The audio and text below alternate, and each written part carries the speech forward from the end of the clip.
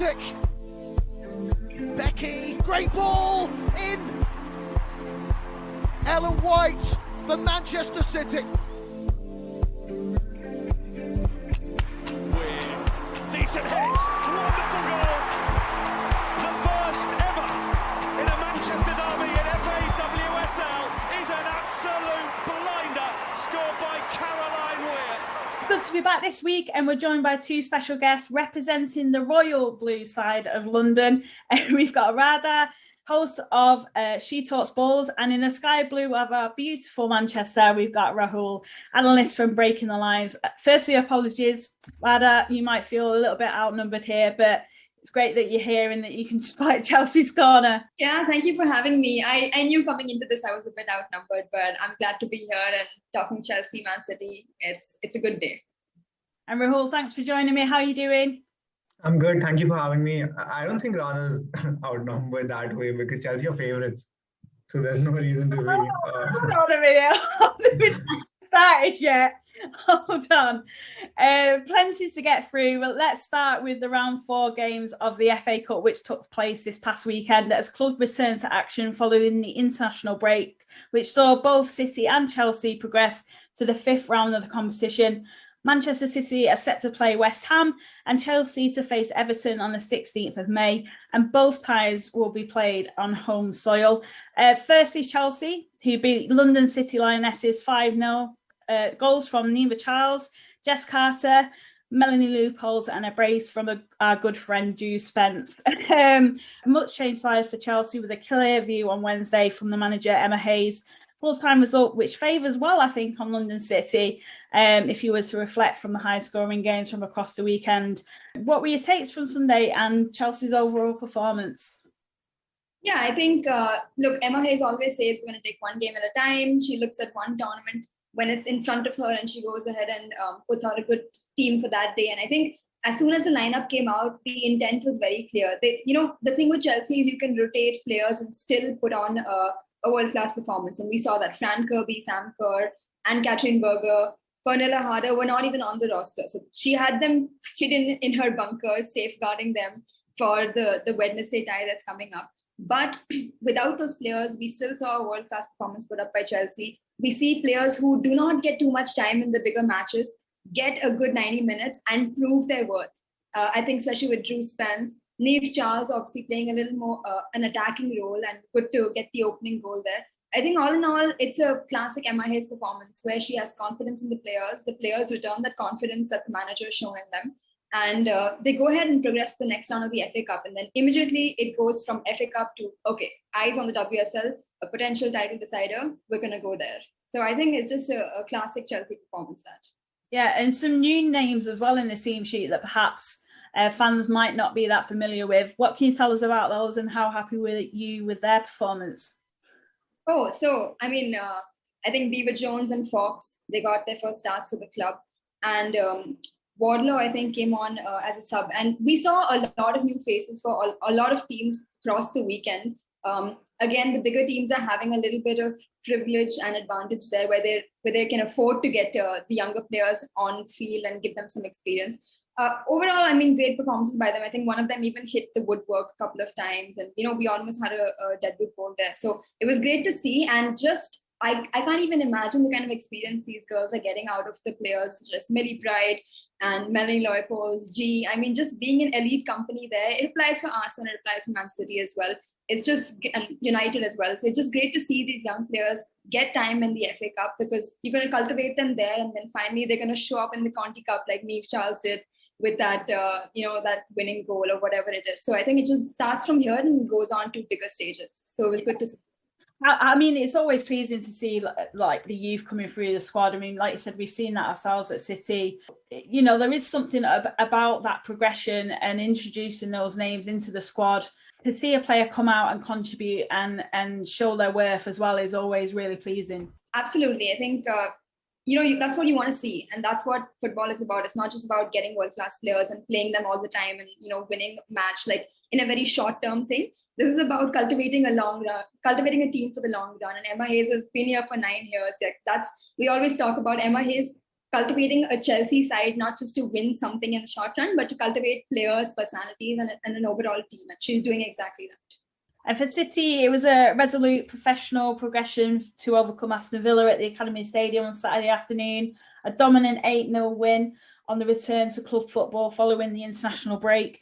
Goals from Ellen White, Janine Becky, Stanway, Lavelle, Mewis, and Chloe Kelly getting her first hat-trick for the club. A strong statement of intent with many players contributed to a well-rounded team performance. It'll certainly add to the confidence, won't it, ahead of Wednesday night, Rahul? Yeah, I think I was very surprised because the first thing I asked Radha was how did it end 8-0, and I was very surprised. Also, given that Gareth Taylor went for a very strong team, a very strong 11, keeping in mind that we have a game on Wednesday, which is very important. I think the philosophy behind that could just be you get the players going, you get them into the flow, because I think it'll be a very similar team against Chelsea as well. So if you can kind of they play a little bit of football before that game, then they'll be fresh, they'll be ready to go for the main one, which is the WSL game against Chelsea. So I think that was great. And once we scored a couple of goals, 3 goals, 4 goals, he was able to take out all the players and put on the youngsters or the people who haven't been getting game time as such. And then whoever came on also started scoring, so it was great overall for the team. Yeah, I mean, I was personally very happy because Chloe Kelly got a hat trick. Rose Lavelle scored. I always love it when she plays. And obviously Sam Mewis, everyone, I saw Janine Becky's goal and I was, I was trying to decide if it was a cross or a shot, but it went in. So I think we're all wondering, but the way she kind of celebrated it as if she knew what she was doing. Absolute class from Janine. But yeah, I think it's always pleasing as well to have that spray of goals throughout the squad as well. I think that's really pleasing to see, where I think City have, lacked that clinical edge in most recent games. We're really starting to find it again, maybe.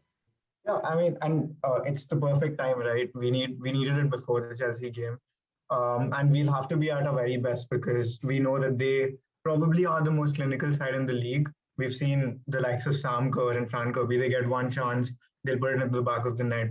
So that way, we'll have to be very careful. Another thing is obviously Steph Horton hasn't recovered for this game. I don't think she's available, so she'll be a big miss. We've seen the Lionesses suffer without her leadership. We've seen City have a few problems, so it'll be interesting to see how we go about doing that. I think a lot of the onus will fall on the likes of Lucy Bronze and Alex Greenwood, the more experienced players, to sort of take up that leadership. I don't know why Kira Walsh captains the side when Steph Horton is in there, because she is very young herself. But yeah, the more experienced players, I think, bring a lot to the team besides their natural talent. So I think that will be a big part of what happens on Wednesday. Yeah, for sure. I mean, even though we have seen a lot of change on that back line, especially, how important will it be for City to draw on that consistency that we've seen in games as well? I mean, Del Kemper's coming to the squad. She's had a number of games under her belt now with City, but she's really cemented herself in that back line, especially as a centre back. Yeah, I think she's done very well, because a lot of the times when you join a new club, it can take you a little bit of time to, settle in, kind of understand the type of football that your team is playing, to get integrated into the system. But I think she's done it very easily. She's done, she didn't take a lot of time, has played a lot of games already. I think she fits in perfectly with the system as well, because, you want your defenders to continuously pass the ball here and there, pick up the ball, take one touch, pass it to your CDM, which is Walsh mostly. So I think she's done very well. I think the only thing is maybe for this game now against Chelsea, we need a little bit more leadership from Abby Dahlkemper as well, because we've seen her do it so many times for the USWNT. I think when Steph plays, she just kind of plays second fiddle to her. But I think now that Steph is out, we'll need her to really step up as a leader as well on the pitch. Alongside, as I mentioned, probably Greenwood, Lucy Bronze, and Esme Morgan. That should be the back line. or Stokes maybe, I don't know, but we'll see. It will be first versus second on Wednesday night, and the head-to-head clash may well determine which team puts the league firmly in their grasp. It's very much all to play for, and both teams will be looking to secure the 3 points, which will have a huge bearing on this season's title race. Statistically, heading into this one, Chelsea do obviously have that edge over City, but come on, games like this, stats count for nothing. How do you see this one playing out, Radha? Oh, I mean, I don't think anyone can answer that question. This one's gonna be one that will be remembered, come like 2-3 years down the line. I think last year, just before COVID curtailed the entire season, we had a 3-3 draw between Chelsea and City, and that, it turns out that was what gave Chelsea the advantage, and we won by points per game, and that entire thing happened. But that's a game that you remember. That was towards the back end of the season. I feel like they schedule these matches just to keep the fans interested in this manner. But this match is going to be, I mean, without a doubt, probably the title decider, right? And we've seen the first fixture that Chelsea and City played in this match, in this season, was obviously at Kings Meadow. Chelsea won 3-1. There were 2 penalties, there were 4 yellow cards. So it was a high intensity game. And I'm not going to expect anything less come Wednesday. We've got a team now that has, both teams in fact have just gotten into their groove. I think City were lacking a bit at the first in November or December whenever we played, because obviously influx of the Americans and you have like a new setup.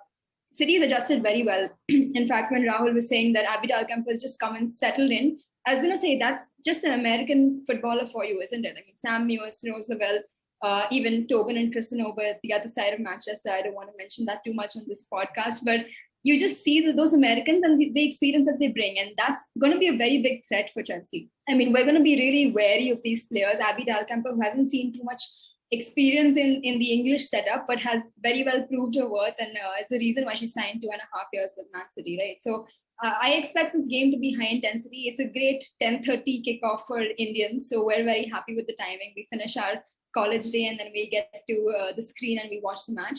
But, it's going to be unpredictable. I would like to say Chelsea's going to come away with the win. We can probably dissect that a little more. But off the top of my head, it's going to be one of the games of the season for sure. I mean, just obviously touching upon last season, obviously that was the 3-3 game at the Academy Stadium was one of the last games that was played before the season did get suspended. I think you had a game after that, didn't you, in the Country Cup final, was it?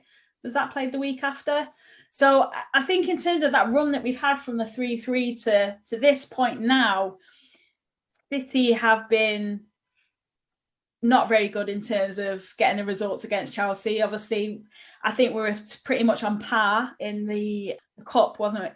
Where we played in the cup, and then it went to it was 2-2, and then it went to the extra time, and obviously you got the upper hand of us on that day because we sort of really struggled to find anything out of that extra time. But you went out, deserved winners in that game, and I kind of feel we've not really had our opportunity to really show what this City side can do. And it kind of feels as though we've been building up to this game for a long time. Obviously with the curtailment of last season, and obviously Chelsea winning on that season or being awarded that season on a points per game basis, it kind of feels as though if the season could have played out and this is an extension of last season, this is kind of what it all comes down to, is this game. Yeah, I think you hit the nail on the head. And, you mentioned Steph Horton missing out.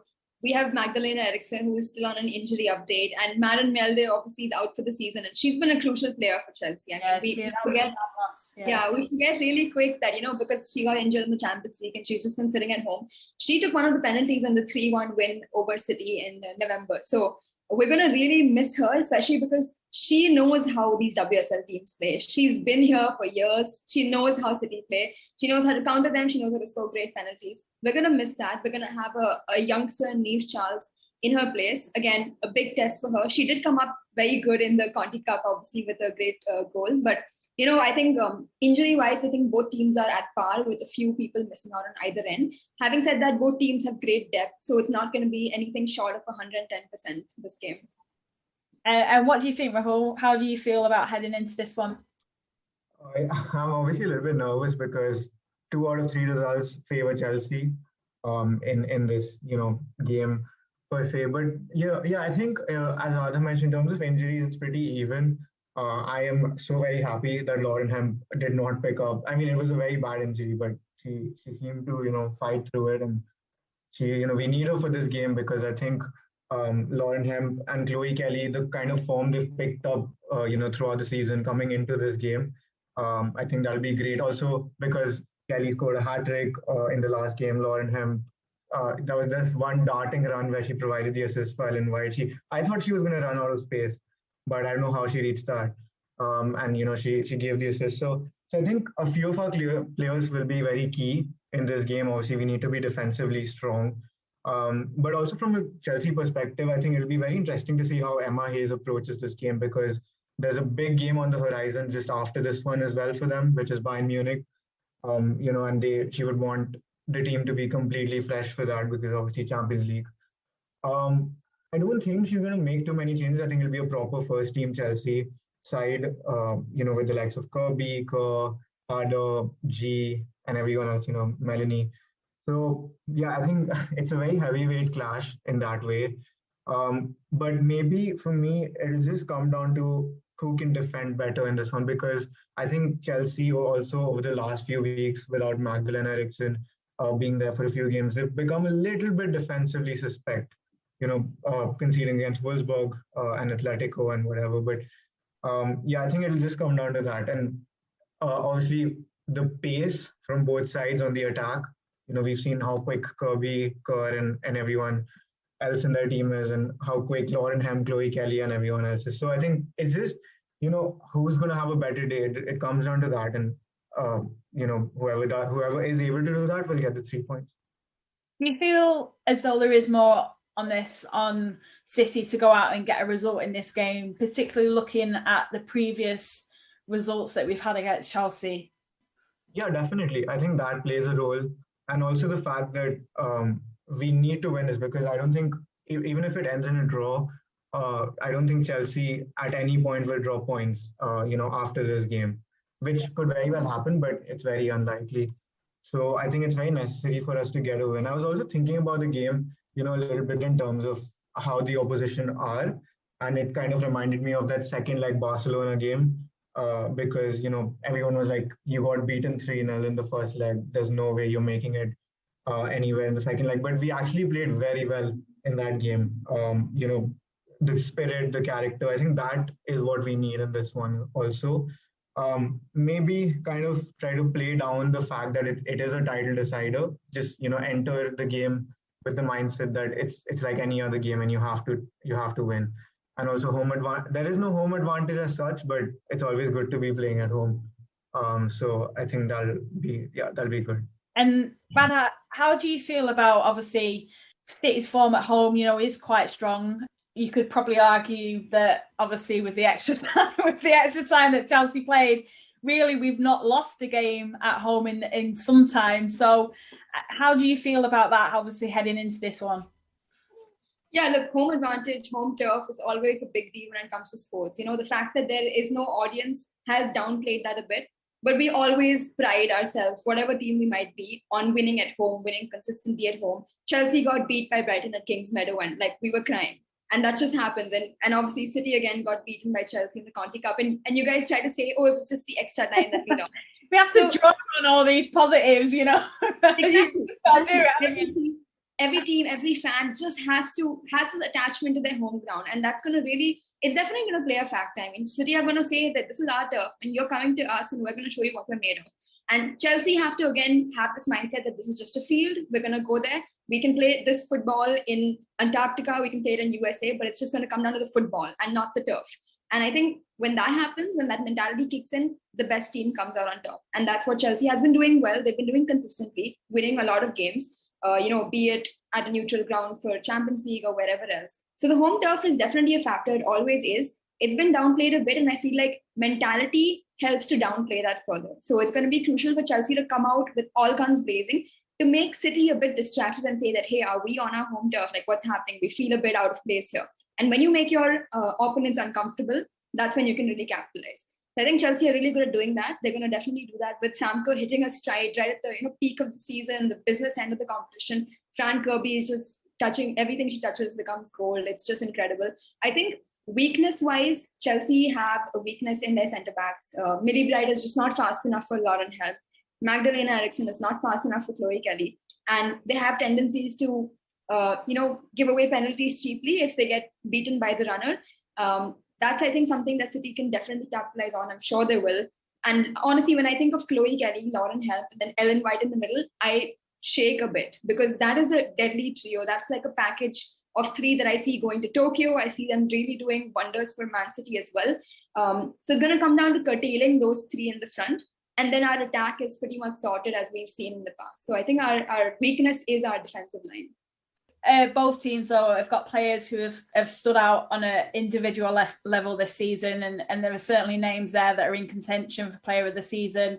You've already said that Kirby-Kerr partnership has obviously come to fruition for Chelsea this season, and it's incredible to watch. Obviously, that is so pleasing as a Chelsea fan, I'm sure, to obviously see that come full term now, having obviously seen Kirby come back from injury and that illness, and Sam Kerr just really finding their footing in the WSL. Rahul's already spoke about Lauren Hemp, Chloe Kelly and what they can do for us on the wings with that central attack threat from poacher Ellen White. So there are certainly some real goal threats in this game for sure.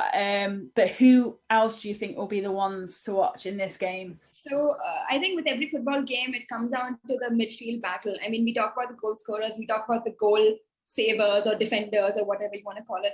But it comes back to who can control the ball, who can manage their players. A person in the midfield is a pivot, right? They connect to everybody. And Kira Walsh, obviously a youngster, but she's super talented. Honestly, I wish she was on my team. And then we have the jingle poles midfield, as Chelsea fans call it. G, Sophie Ingle, Melanie Leupolz.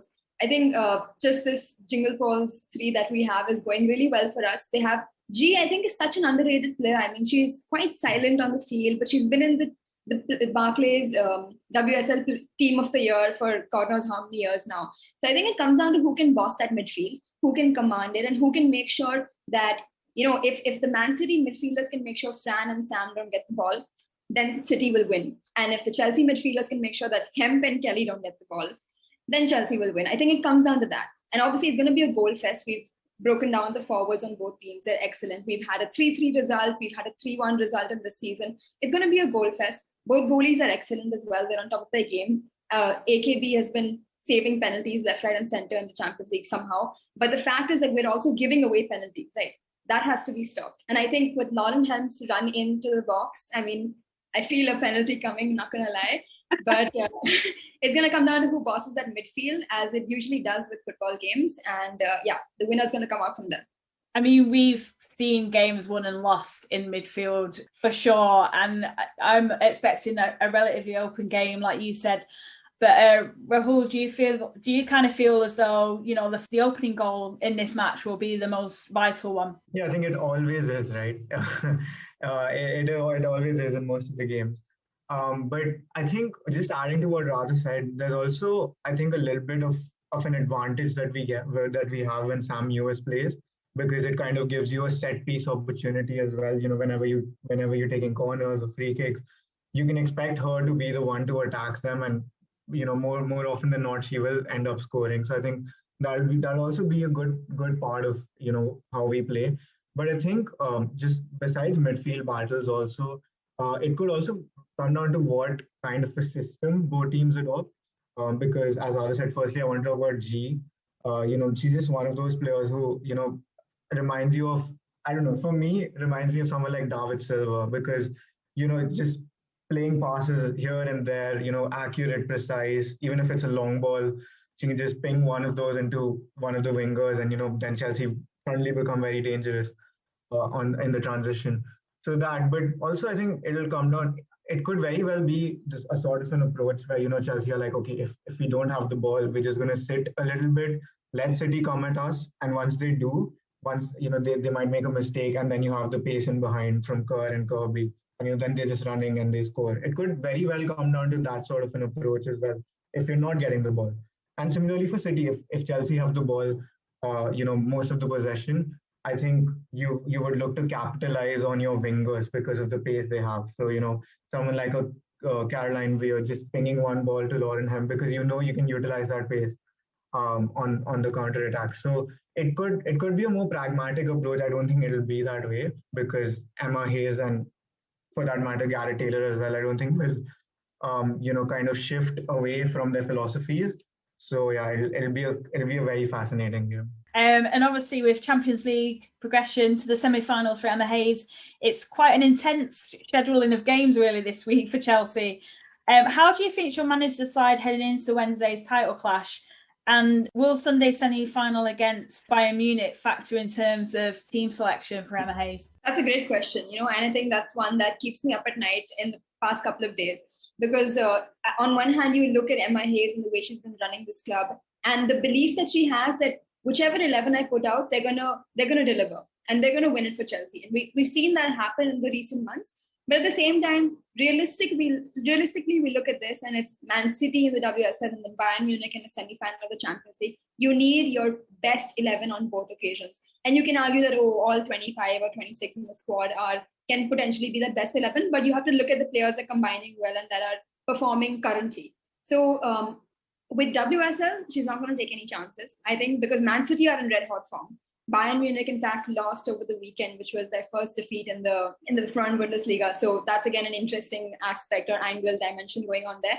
Man City, I mean, Rahul mentioned Caroline Weir. I forgot about her, and now I'm getting worried because look at that. That team is full of world-class people. A lot of them going to Tokyo, to the Olympics, Americans, Scottish, English as well. So look, this team is just hitting stride at the right time, and it's a threat. It's very dangerous. I feel a bit nervous thinking about it. Obviously, Chelsea, Emma Hayes has a plan. That's like, I mean, if I had to tattoo that on my forehead, I would, because Emma Hayes has a plan. She knows what she's up to. She's done her homework. She's done her research. I see a very strong 11 coming out versus Man City on Wednesday. And if so happens, they're going to rest for 2 days, and then the same 11 is going to show up for Bayern Munich, because we've seen these athletes are very, very strong in recovery. They've been provided all the facilities, everything needed.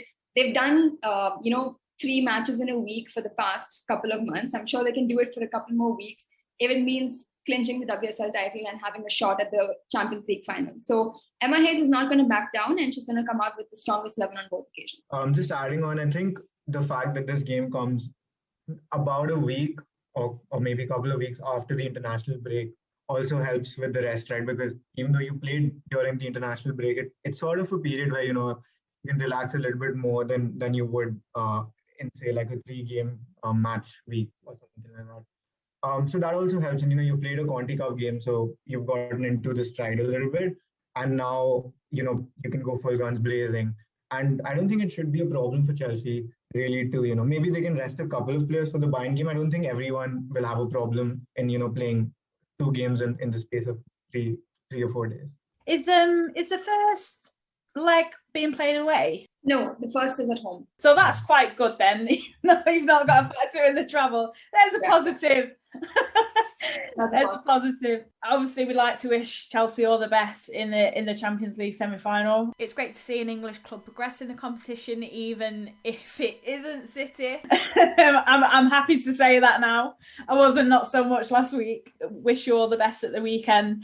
Obviously, today there's been obviously this announcement of the Super League, which has obviously caused a bit of upset, and there's been a bit of fallout from it across social media. It does have the potential to impact the future of the women's game. Details, however, are very limited. But if a new European so-called Super League were to be in the offering, something similar to that we've seen announced for the men's game, what is your initial reaction to the news, and what is your view on the proposed format? It's just one of those things where, for me, the way we've been involved with football, like us friends, all, guys who have been watching for about 8 or 9 years now, I don't think we've ever had this sort of havoc in the world of football. I think I don't think I've seen Twitter like this. I don't think I've seen other social media platforms, rage with so much, like their complaints and everything related to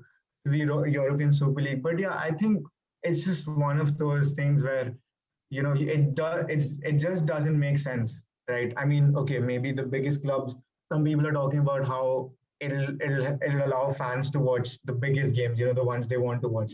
Do you want to watch Real Madrid versus Liverpool? You want to watch Bayern Munich and all that. You want to watch, Chelsea play Barcelona, those sorts of games. But I think there's just so many more negatives to it, right? Because they're talking about the money aspect of it, where they'll pull out all the money and it'll just be used for this league.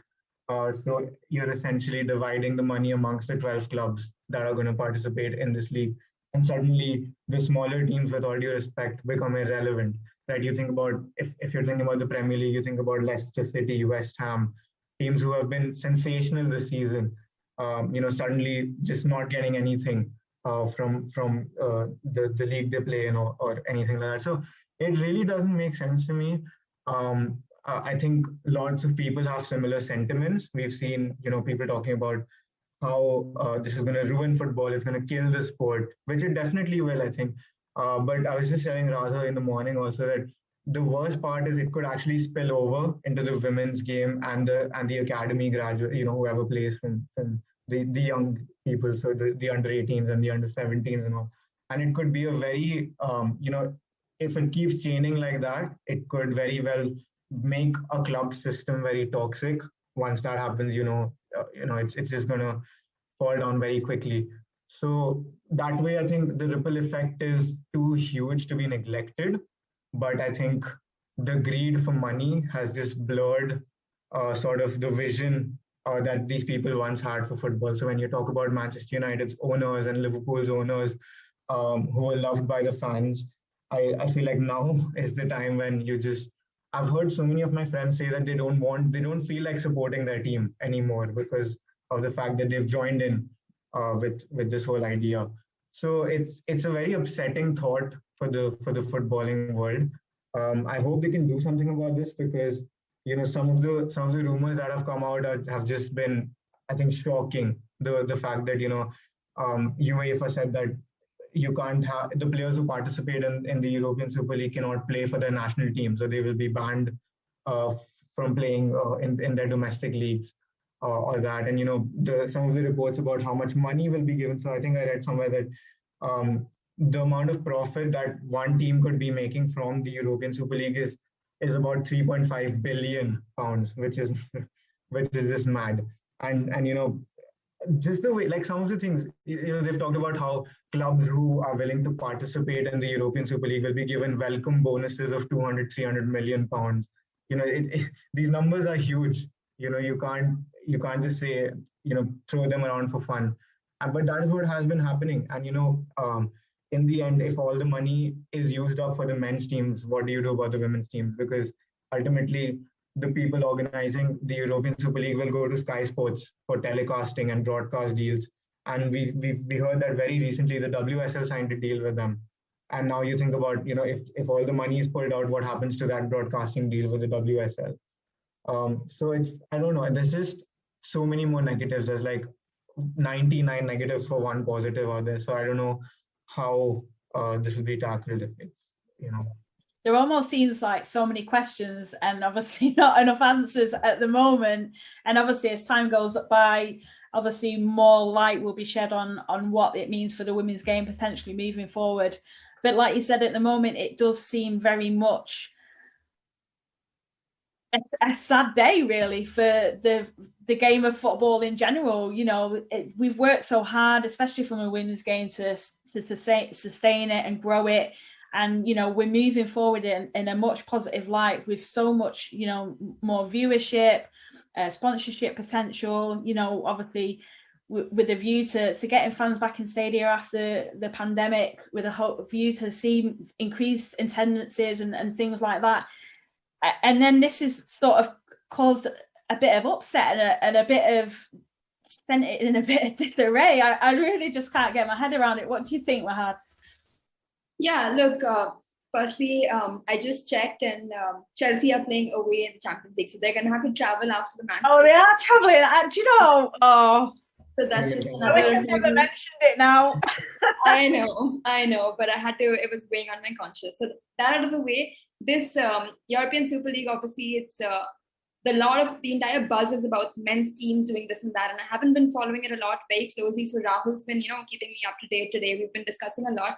I feel like after reading the statements and everything, it's still a very nascent stage, everything that's going on. Hopefully it doesn't go through. But if it does, statements of intent have been signed. I was reading the ESL statement, and there's this token sentence for the women saying that when it is feasible, we will have the women's team, whatever. And that's just a metaphor for this entire process, isn't it? That you just have this very ambiguous, vague women's statement there, assuming that, oh, everything's fine, we've included the women, but it's always an afterthought, and that's the entire case of that's the entire problem. It was very much, it had the similar undertones for me as it did of the statement of the Project Big Picture back in October last year. That sort of dissolved very quickly. I think moving forward, it does seem a bit like the final straw. You know what I mean? There's obviously a lot of disgruntled fans, and I think the heart of everything that obviously comes from football with the fans, and it just feels as though that is being undermined at the moment.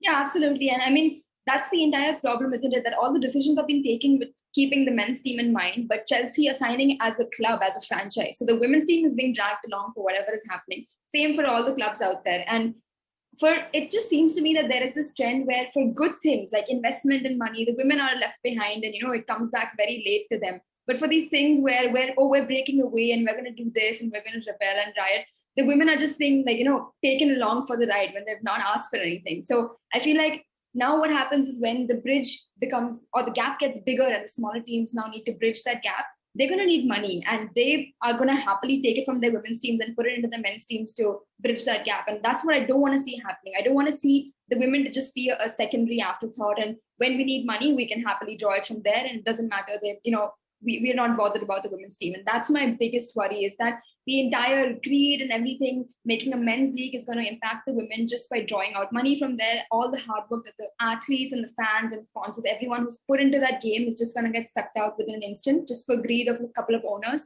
And that's my biggest worry. That honestly keeps me up at night. I haven't been able to sleep last night just thinking about all these possibilities. Yeah, it's definitely a lot to take in. So I was actually just reading on The Athletic as well. And I think some of the statements that have been made with regards to, how they'll approach the women's side of it, if once, the time is right. I think that was what they wrote in quotes. When the time is right, they're going to have it for the women. But I think there was something that was mentioned there about, the fact that Liverpool, as a club, so, the men's team will be part of the European Super League, which means that the Liverpool women's team will get a free ticket into the women's European Super League or whatever when that happens. And because the Lyon's men's team is not part of the European Super League, the Lyon's women team will have to suffer, because even though they, I think, are they're one of the best teams women's football history has ever seen, and then you can't leave them out just like that because their men's team hasn't made it in there. Anyway, I mean, the idea for the women is just bad itself, but these are some of the things that are being said. And also the fact that I think there were comments everywhere on Twitter that it'll be a good chance for all the big women's teams to come together and play with each other, and maybe in the long run it'll give them more money, right? So if you're putting all the money into just those teams, then it'll obviously help distribute a good amount among all the teams that are participating. So it'll help the bigger teams grow. But I think someone wrote that what happens to the smaller teams, and then the reply was they're anyway irrelevant, so might as well just let them go, which is not, it's crazy, right? You can't just let go of you can't have a WSL with just 4 teams. You need the other 8 to be there, right, for it to be a proper sort of league or competition. And it's really mind-boggling because they're like we leave out the smaller teams, we just have the big teams. Then what do you do about anyone, the players who play for those smaller teams and the fans, who support their teams? It's just, I think, a case of, again, like I said, money, just money in itself. The owners of different clubs want to fill their pockets. And I think at the end of the day, they don't see how, that the beautiful game is going to get ruined. And again, another point from obviously today as well, I think Tom Gary had mentioned for the Telegraph that there had been no initial consultation with the women's team or the women's league about the proposal, which again just goes back to this communication, this consistency that we're all striving for. That's just not happening at all. There are definitely lessons to be learned here, and hopefully moving forward, there is a lot to take from this season alone that can hopefully carry forward to ensure that we do start to see, we want to be seen as the best league in the world, the best Super League in the world, ironically. And, until these small inconsistencies improve, it lacks that professionalism, I feel. Yeah, exactly. And that's the entire point. I mean, it just feels like the women are being dragged into this. And when they're still not being consulted. Like, it's just a big, chaotic, hot mess. And I wish I wake up tomorrow and it's a dream. I don't think that's going to happen, but we have to get serious about these, the women's side of things. I mean, they're professional athletes at the end of the day. They play World Cups, they play Euros. It's not a case of, they're just semi-professional people just on the side. Stop making women an afterthought. I think the second that happens, the second they're treated and thought of as on par with the men's team, and the academy team is up there as well, that's when you can really make a change within a franchise. And because now a club like withdraws from the European Clubs Association, that's going to impact the women. I mean, the women are just minding their own business, but suddenly they're going to say, hey, you're not part of the European Club Association, you can't play in the Champions League, whatever implications there are. That's just something that has become very, like, just a parallel to how the women are being treated. As just this entire new system. It's become a metaphor for the entire thing. And I'm hoping that it's broken somehow and it's changed. But just looking at the owners and their mindsets and the greed, selfishness that's coming into it, I don't see that happening anytime soon. Yeah, unfortunately not. Right, let's get back to Wednesday then. Before you both leave, and I really appreciate your time tonight. I appreciate, obviously, there's this bit of a time difference here. So I think it's 5.5 hours ahead. So it's getting quite late there. Just wanted to get a bit of a quick prediction from you for ahead of Wednesday. Rahul, you go. No, you go first. Okay, let me think about this. Okay, the prediction, I'm going to go, it's going to be a goal fest. Both sides are going to get in on the action. I'm going to say a 2-2 draw. Now, I don't want it to happen, but I'm going to say it's going to be a 2-2 draw, and the title race is going to get that much closer when it comes to, the end of the season. I'm saying this as a draw because if Chelsea win, I'll be happy. And if my prediction comes right, I'll be happy. So hopefully I'll be happy either way. Hopefully City don't win. But yeah, 2-2 is what I'm going for. Yeah, I think very similar to what Radha said. For me, it's very difficult to look past Chelsea. I don't know, there's just something about them, especially over the last couple of weeks. I think the sort of, moral boost, the confidence boost that you get when you win big Champions League games and everything, it's just a different sort of, it gives you a different sort of mentality. So I would like to back my team. I always get told by my friends that I don't back my team enough. But I would want, I tell you, I think it'll be a draw. I think, at the end of the day, both sides will be even enough to make the score even. But I would want to say 2-1 City because I just want City to win.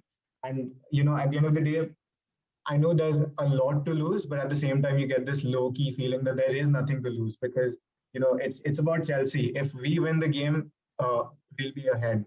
But, and that'll be a bigger sort of, I think, setback for Chelsea than us because, no one's expecting us to anyway win. So I think that way I would want to say 2-1 City.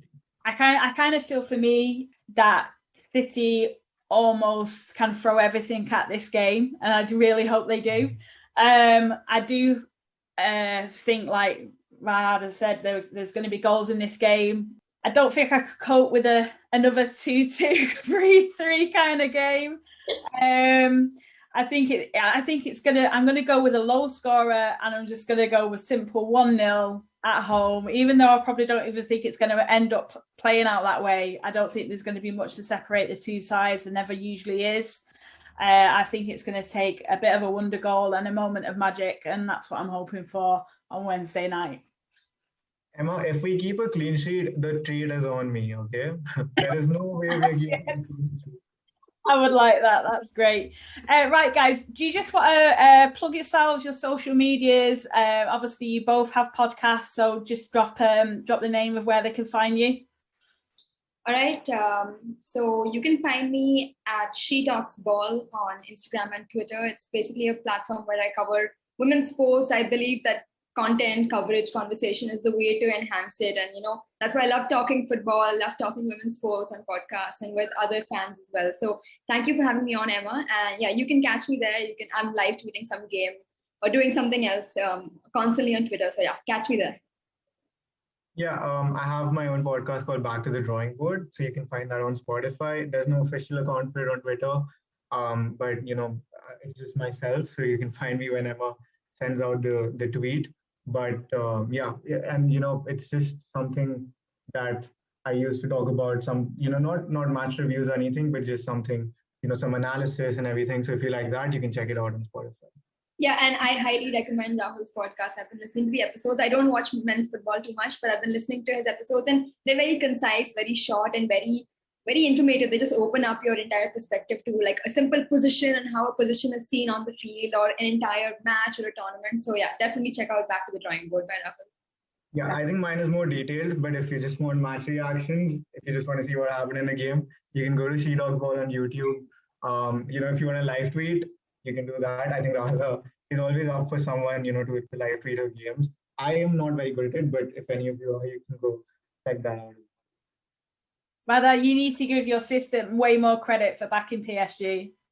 I know. My sister is a Man City fan, firstly. So we're going to have a big clash on Wednesday night in front of the TV. I don't know what's going to go down there. There's going to be some hair pulling or something going on. But she just predicted the Champions League draws.